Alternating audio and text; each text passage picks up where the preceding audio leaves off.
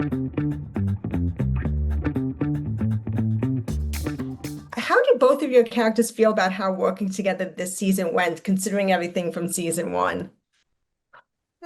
Much as expected, but with some surprises towards the end, which I think has brought them closer together. I think Hegarty's always, from the moment he's met June and why he responded to her so powerfully, was he saw how good she was.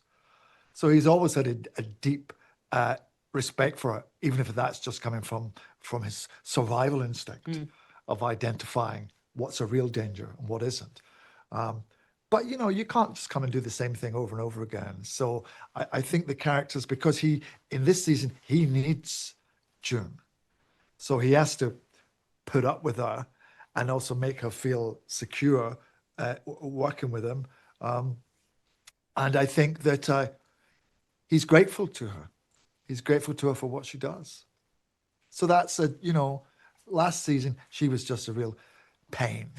And this season, she's like, actually, you've been a help. I mean, it felt like in season one as well that June, she didn't know what beast she was dealing with. And it was pretty scary knowing that at any second this person seemed to be able to have her removed from a job or shifted to the side or ruined her career.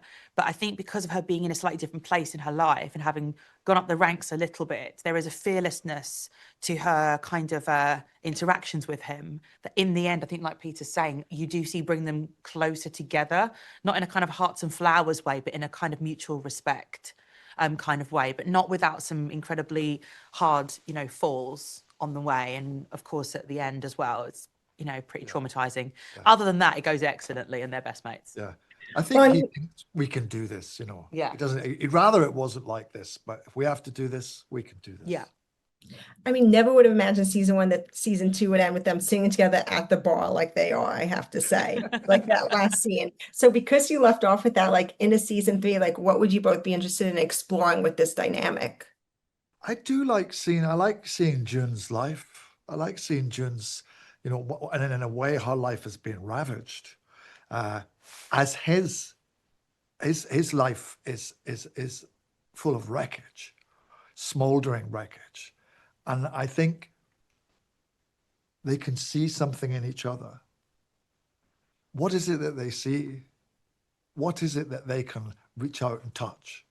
I think that would be interesting to explore, because they're never going to be buddies. It's not that kind of show, and they're not those kind of people. But, people see things in each other, and people can help each other sometimes without liking them. I think, you can still work with somebody. I mean, we do every single day. We hate each other.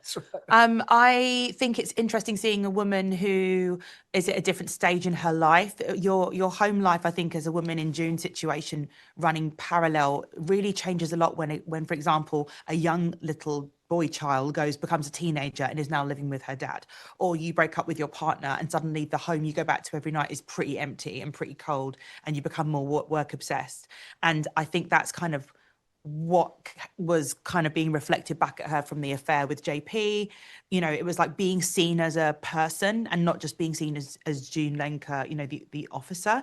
So I think I would be interested to investigate her life as well. But also I think I love that Paul writes these just pieces of June that seem to keep streaming through the cracks every season in terms of becoming a more and more complicated person, a little bit like Hegarty. Actually, she's getting more complicated the longer she knows him.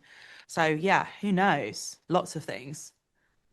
Speaking of the end, Cush, how is June feeling about Leo's death? Because that was shocking, and just as they finally started talking about what they needed to. Yeah, it's quite sad, isn't it? I'm glad you were shocked by it. I mean, that was the point. I think it's really like a metaphor for a whole life blowing up, honestly.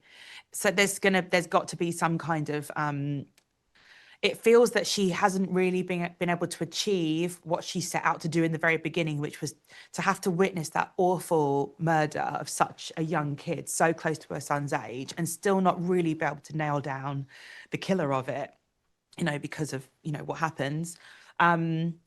It's incredibly tragic, but it's also like there isn't anywhere else for that relationship to go as well.